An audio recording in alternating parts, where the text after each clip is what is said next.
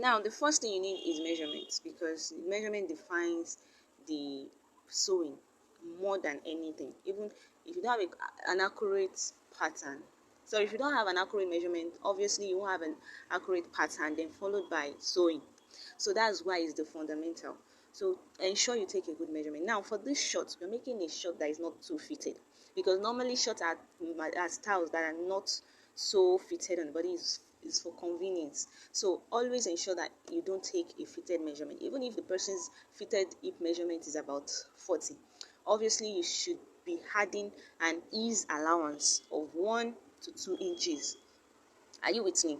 To make it not so fitted. So then, pattern and the cotton fabric, and lastly sewing.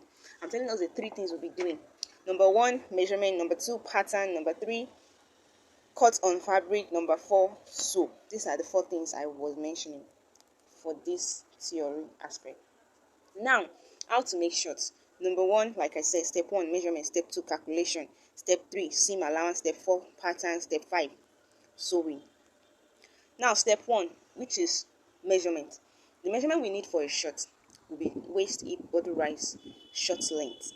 Now, if you observe the short drawing, like the way we want the short to look like, it has a waist. You can see the waist, the pocket line, the hip, the turn up, then the rope, where the rope come out of the band, and also the length of. Now, this is what we want to work on. This is how we want our short to look like in reality. Are you with me? So that's, we are already almost done with measurement.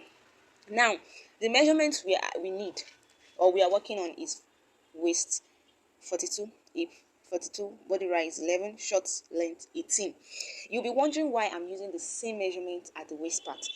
The reason why I'm using the same measurement at the waist part is because it's a rope-like short. Rope. Are we together? Now we are done with step one. Now step two, which is calculation, meaning the waist will be dividing it by 4, which is 42 divided by 4 equals to 10 and a half. Hip also 42 divided by 4 equals to 10 and a half. Now body rise, which is 13. Short length is also 18. We're done with that. Now step 3, seam allowance. Seam allowance is the sewing allowance, the allowance you use to sew the joining.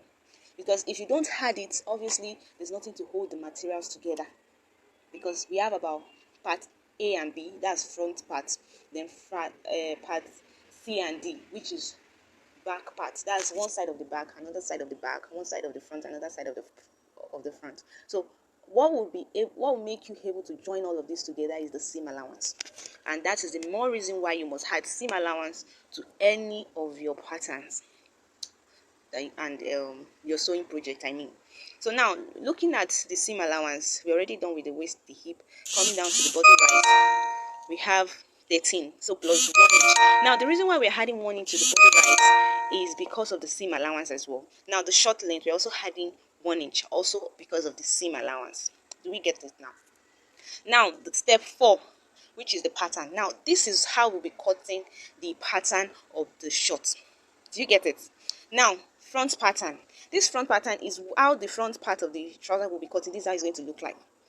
And we are cutting this into two, like A, B, front. We are cutting two of this, you're seeing. Just two pieces fabric of this.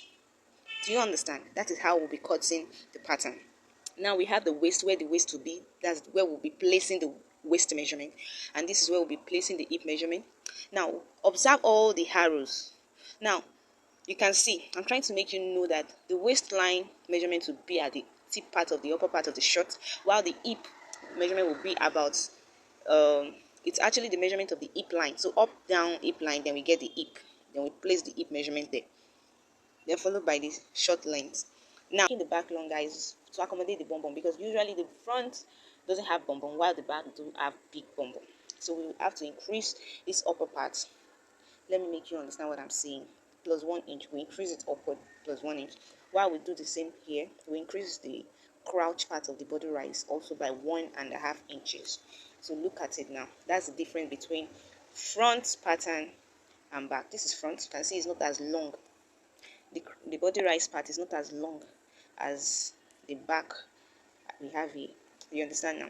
So since we are through with the explanation, now we're going to the next stage. Now the next stage is pocket, because we need pocket. Now this pocket, the wideness of the pocket is 6.5, while the length of the pocket will be 13 inches. Now you would see side 1, side 2, meaning that on 6.5 inches wide on side. Do you get it? Meaning that on side it will be a double measurement. If this place to this place is 6.5, making times 2, so that means 6.5, 6.5. Side 1, 6.5, side 2, 6.5, and this place will not be divided. It will be unfold, so that you can fold the pocket and you will do the process, so you understand better. So this is this about the pocket. Now after that, the next stage is to cut on fabric. Sorry for my wrong English. I mean on fabric. Then final stage is sewing, step 5, which we'll be doing tomorrow. Thanks for your time. I hope you enjoyed the video. Please make me know anything you have in mind. If you don't understand, ask questions, because you are learning. It's an opportunity to know better. So tomorrow, stay tuned, same time, we'll continue with the practical. Please ensure you also try this, so you can get to know how to make it for yourself. Thanks for watching, and thanks for your time. You have a wonderful evening and happy Saturday. Enjoy your current time. Now, the next stage is to pattern the short. The first thing you do is get the length. Now, we all know the length is 20, but before you mark 20, you half the band, which is 2 inches. Then after doing that, you rule it out. So once you are ruling out the length, this is the first thing, which makes you know the length. Then the next thing is the body rise. The body rise and the hip line. Now the difference between the body rise and the hip line is just 1.5. So I'm ruling out the body rise first, then followed by the hip line. That's what I'm doing right there. So the next thing is to create the crouch of the trouser. So that's the hip, this is the waist, and that's the tie. Now it's exactly where you mark as the body rise length is also where you place the the tie measurement. So now just watch carefully and see the process. What I'm doing right there is the tie measurement. Then I'm using the same hip measurement at the waistline. Why? Because of the rope. Because we don't need exact measurement. It has to be the hip measurement also reflecting at the waistline. All because we are making a rope short.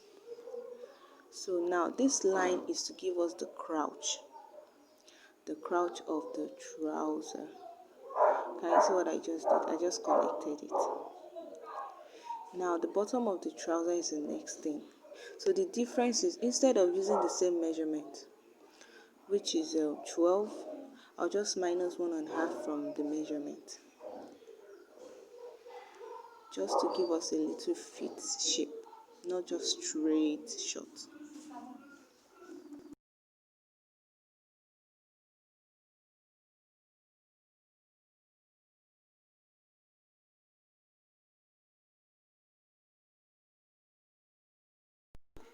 And now the next stage is to cut it out.